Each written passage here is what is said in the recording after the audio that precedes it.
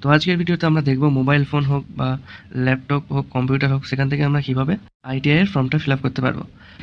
তো দেখতে পাচ্ছ মোবাইল থেকে আমি করছি। তো মোবাইলে প্রথমে দেখো অফিসিয়াল যে ওয়েবসাইট আছে scvtwb.in, এটা সকলের জন্য কমন ওয়েবসাইট, পলিটেকনিকের জন্য কমন ওয়েবসাইট। এই ওয়েবসাইটটা প্রথমে খুলে নেব। তো এই ওয়েবসাইটে খুলে নেওয়ার পর নিচের দিকে যাব, দেখো এখানে লেখা আছে নিউ ক্যান্ডিডেট রেজিস্ট্রেশন আর অলরেডি রেজিস্ট্রেশন সাইন ইন। তো আমি যেহেতু নিউ ক্যান্ডিডেট, তো নিউ ক্যান্ডিডেট রেজিস্ট্রেশনে ক্লিক করতে হবে। ক্লিক করে আমি আমার রেজিস্ট্রেশনটা কমপ্লিট করব। দেখতে পাচ্ছ এখানে ক্লিক করার পরেই প্রথমে চলে এসছে তোমার যে নাম আছে সেই নামটা এখানে ঠিক করে ফিল আপ করতে হবে। তারপরে বাবার সম্পূর্ণ নামটা এখানে লিখে দেবে, নাম এবং পদবি একসাথে, এবং মায়ের সম্পূর্ণ নামটা এখানে লিখে দেবে। তো এরপরে ডেট অফ বার্থ, তোমার জন্ম তারিখ কবে সেখানে লিখবে, তোমার আধার কার্ড নম্বর কি সেটা এখানে লিখবে। লেখার পর এখানে দেখো তোমার মোবাইল নাম্বার, যে মোবাইল নাম্বারটা তোমার কাছে সবসময় থাকে তুমি ইউজ করো সেটাই দেওয়ার চেষ্টা করবে, কারণ এটা তোমার মোবাইল নাম্বারটা তোমার পরবর্তীকালেও কাজে আসবে। ঠিক আছে, এখানে দিবে তোমার মোবাইল নাম্বার, এখানে ইমেল আইডি, দেখো স্টার চিহ্ন দেওয়া আছে, মানে এগুলো তোমাকে অবশ্যই দিতে হবে। ঠিক আছে, তো এখানে তোমার জেন্ডার কী আছে সেটা দিয়ে দেবে। তো তারপরে এখানে ক্যাপচারটাকে ফিল করবে।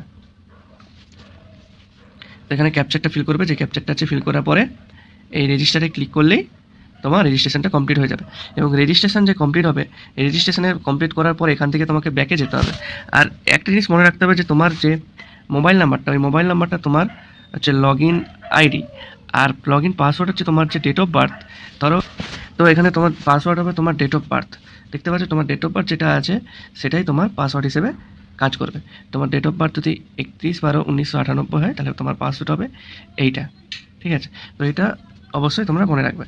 তো এখানে রেজিস্টার করার পর আমরা ব্যাকে চলে যাব। তো তারপরে আমাদেরকে লগ ইন করতে হলে অলরেডি রেজিস্টারে ক্লিক করতে হবে। তো অলরেডি রেজিস্টারে ক্লিক করার পরেও এখানে দেখো তোমাদের ইউজার নেম এবং পাসওয়ার্ড দিতে হবে। ইউজার নেম তোমাদের কী ছিল, মোবাইল নাম্বারটা হচ্ছে তোমাদের ইউজার নেম, আর পাসওয়ার্ড হচ্ছে যেটা তোমার ডেট অফ বার্থ সেটাই তোমার পাসওয়ার্ড। তো এইখানে সে মোবাইল নাম্বার এবং পাসওয়ার্ড এবং নিচে ক্যাপচার কোডটা দিয়ে আমরা লগ ইন করে নেব।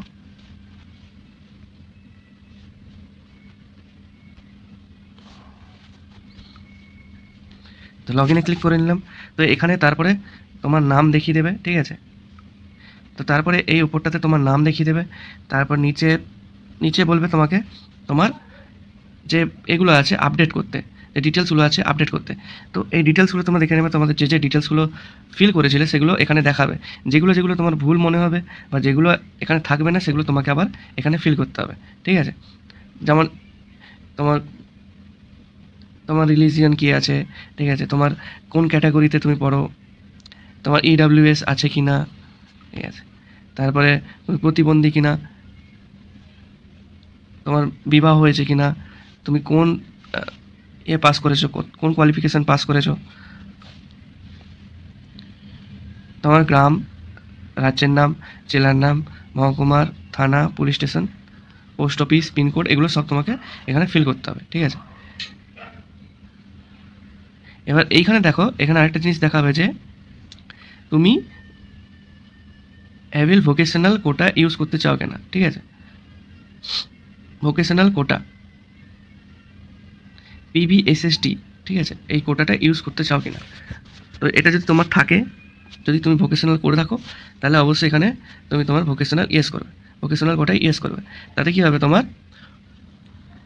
তুমি যে ভোকেশনাল কোর্সটা যেহেতু তোমার করা আছে, তাহলে তুমি এখানে কিছুটা ছাড় পেয়ে যাবে, তোমার র্যাঙ্কটা কিছুটা এগিয়ে যাবে। ঠিক আছে, তো ভোকেশনাল কোটার জন্য কিছুটা সংরক্ষণ থাকে, সেই সংরক্ষণ অনুযায়ী তোমার র্যাঙ্ক আলাদা আসবে আরেকটা, তাতে তোমার সিট পেতে আরও বেশি সুবিধা হবে। তারপরে দেখো নিচে লেখা আছে in case of duplicate payment the refund option. অর্থাৎ তোমার যদি ডবল পেমেন্ট হয়ে যায় বা ডুপ্লিকেট পেমেন্ট হয়ে যায়, সেটা তুমি কোথায় পেতে চাও। দেখো এখানে লেখা আছে যেটা থেকে তুমি পেমেন্ট করেছিলে সেটাতেই, না অন্য কোনো অ্যাকাউন্ট দিতে চাও। তুমি যদি অন্য কোনো অ্যাকাউন্ট দিতে চাও তাহলে এখানে সেই অ্যাকাউন্টটা তোমাকে এখানে ক্লিক করলে সেই অ্যাকাউন্টটা তোমাকে এখানে ফিল করতে হবে। Account holder name, bank name, branch name, IFSC code, account number, এগুলো তোমাকে ফিল করতে হবে। এবার তুমি যদি যেটা থেকে পেমেন্ট করেছিলে সেই অ্যাকাউন্টেই ফেরত পেতে চাও, তাহলে উপরেরটা ক্লিক করে দেবে যে same account from where the money is deducted. ঠিক আছে, এটা ক্লিক করলে তোমাকে আর ওই সব কিছু ফিল করতে হবে না। তো এটা দিয়ে তুমি সেভ করে দিলে। সেভ করে দেওয়ার পর তোমার ফার্স্ট স্টেপ কমপ্লিট। ঠিক আছে, এবার দেখো তুমি নিচের দিকে গেলে দেখতে পাবে যেহেতু এটা প্রথমে ITI ই গ্রুপ দেওয়া আছে, যেহেতু তুমি ই গ্রুপ আমি এই গ্রুপ করছি না, আমি ITI গ্রুপের জন্য অ্যাপ্লাই করছি। সেই জন্য ফার্স্ট স্টেপ কমপ্লিট হওয়ার পরে দেখো আমার এখানে লেখা আছে অ্যাপ্লিকেশন স্ট্যাটাস কমপ্লিটেড। এবার আমাকে যেটা করতে হবে ডকুমেন্ট ভেরিফিকেশান। তো ডকুমেন্ট ভেরিফিকেশানে করার জন্য কী কী ডকুমেন্ট লাগবে এর আগে আমি একটা শর্ট ভিডিও বানিয়ে সেটাতে বলে দিয়েছিলাম। ভিডিওটা না দেখে থাকলে আই বাটনে গিয়ে দেখে নেবে, তাছাড়া না দেখলেও চলবে, এখানে গিয়ে তুমি নিজে দেখতে পারো। তো এই সিলেক্টেডে ক্লিক করলে তুমি দেখতে পাবে যে কী কী ডকুমেন্ট তোমার লাগবে। পাসপোর্ট সাইজ ফটো লাগবে, আধার কার্ড থাকবে এবং মার্কশিট লাগবে, মাধ্যমিকের মার্কশিট। তো যেটাতে সব এক এক করে তুমি ক্লিক করে এখানে তোমার ডকুমেন্টগুলো আপলোড করে দেবে। তো ডকুমেন্ট আপলোড করার আগে এটা মাথায় রাখতে হবে যে ডকুমেন্ট যেগুলো আমি আপলোড করছি সেগুলো যেন পরিষ্কার আসে এবং সেগুলো যেন 15 থেকে, যে ফটোটা আপলোড করছো পাসপোর্ট সাইজ ফটো, সেটা 15 থেকে 200 কেবির মধ্যে হয় এবং জেপিইজি ফাইলের মধ্যে হতে হবে। অন্য কোনো ফাইল হলে সেটা নেবে না। এবং আদার্স যে ডকুমেন্টগুলো আছে সেগুলো হচ্ছে 15 থেকে 400 কেবির মধ্যে হতে হবে, অর্থাৎ আধার কার্ড আর মার্কশিটটা তোমার 400 কেবির মধ্যে হতে হবে। এর থেকে বেশি বা কম হলে নেবে না, এবং সেটাও সেম জেপিজি অথবা জেপিইজি ফাইলে তোমাকে করতে হবে, ঠিক আছে। তো ফাইনালাইজ এখানে লেখাই আছে যে ফাইনালাইজ করার আগে ডকুমেন্টগুলো অবশ্যই একবার করে দেখে নেবে, ঠিক আছে, ডকুমেন্টগুলো ঠিকঠাক দেখা যাচ্ছে কিনা, ঠিকঠাক আপলোড হয়েছে কিনা। তো তারপরে ওটা করার পরে আপলোড ডকুমেন্টে ক্লিক করবে। আপলোড ডকুমেন্টের পর ডকুমেন্টটা তোমার আপলোড হয়ে যাবে। নেক্সট আপলোড হয়ে গেলে তোমাকে তারপর ক্লিক করতে হবে ফাইনালাইজ ডকুমেন্ট আপলোড। তো ফাইনালাইজ ডকুমেন্ট আপলোডে তুমি যখনই ক্লিক করবে তোমার ডকুমেন্টগুলো আপলোড হয়ে যাবে। তো ডকুমেন্ট আপলোডের কাজ শেষ হয়ে গেলে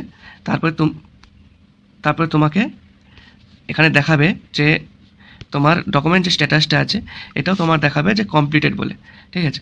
নেক্সট হচ্ছে পেমেন্ট স্ট্যাটাস, ঠিক আছে।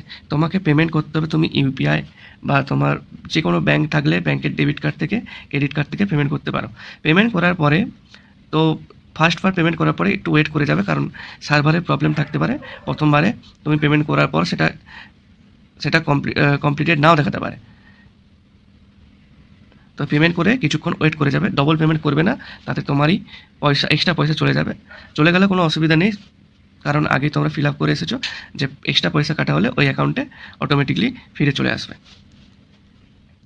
তো পেমেন্ট করার পরে যেটা আছে ভেরিফিকেশান স্ট্যাটাস বলতে তুমি যে তোমার এই যে ডকুমেন্টগুলো দিয়েছো, অ্যাপ্লিকেশান করেছো, যে এই ডকুমেন্টের সাথে তোমার অ্যাপ্লিকেশানের সব মিল দেখা হবে যে ঠিকঠাক আছে কিনা, পেমেন্ট তুমি ঠিকঠাক করেছো কিনা সেগুলো দেখা হবে। মানে যারা ওয়েবসাইটটা দেখছে আর কি, মানে যারা এই সমস্ত তোমাদের ফর্ম টর্ম ফিল আপের যারা শীর্ষে বসে আছে, যারা এই সমস্ত কিছু করছে আর কি, তো তারা দেখবে। দেখার পরে তোমার এখানে যে ভেরিফিকেশান স্ট্যাটাসটা আছে এটা অটোমেটিকলি ওইখান থেকে কমপ্লিটেড হয়ে চলে আসবে। এটা যতক্ষণ না কমপ্লিটেড দেখাবে ততক্ষণ তোমার ফর্মটা অ্যাপ্লিকেশানটা সম্পূর্ণভাবে পূর্ণ হয়নি। এটা যখনই তোমার দেখাবে কমপ্লিটেড তখন বুঝবে যে তোমার ফর্মটা সঠিকভাবে ফিল আপ হয়ে গেছে। তো তারপরে দেখো আরও পরে আছে যে র্যাঙ্ক স্ট্যাটাস। এই র্যাঙ্ক স্ট্যাটাস যেটা আছে এটা তোমার তখনই আসবে যখনই সমস্ত কিছু কমপ্লিট হয়ে যাবে, মানে সমস্ত ফর্ম ফিল আপ কমপ্লিট হয়ে যাবে। তারপরে তোমাদের র্যাঙ্ক স্ট্যাটাস আসবে, কার কত র্যাঙ্ক এসেছে, কার জেনারেল র্যাঙ্ক কত এসেছে, আইএমসি কোটায় র্যাঙ্ক কত এসেছে, SC ST-তে র্যাঙ্ক কত এসেছে, সেই র্যাঙ্কগুলো এখানে দেখাবে। তো সেই র্যাঙ্ক আসার পরে তারপরে তোমাদের সেই অনুযায়ী কলেজ চুজ করতে হবে, যেটা চয়েস ফিলিং বা চয়েস স্ট্যাটাস, এটা দেখে তোমাদেরকে চুজ করতে হবে কলেজ। তো তখনও এটা কমপ্লিটেড দেখাবে। তো তারপরে সব কিছু করার পরে যখন তুমি কোনো কলেজ পাবে তখন এখানে কলেজটা এই নায়ের জায়গায় দেখাবে কলেজটার নাম, কোন কলেজ পেয়েছো, ঠিক আছে। তুমি যদি সেটাই না করতে চাও, যদি আরও ভালো কলেজে যেতে চাও, তো সেই মতো তোমাকে চয়েস ফিলিংটা করতে হবে, যাতে তুমি যেই কলেজটা চাইছো সেই কলেজটা অবশ্যই পাও। তো সেই ভিডিও পরে আমি নিয়ে আসবো।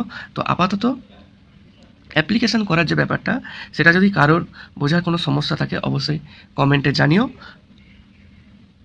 তো ভিডিওটি একটু ইনফরমেটিভ মনে হলে, একটুও ভালো লাগলে চ্যানেলটিকে সাবস্ক্রাইব করে পাশে থাকা বেল আইকনটিকে বাজিয়ে দেবে। তো দেখা হচ্ছে নেক্সট ভিডিওতে।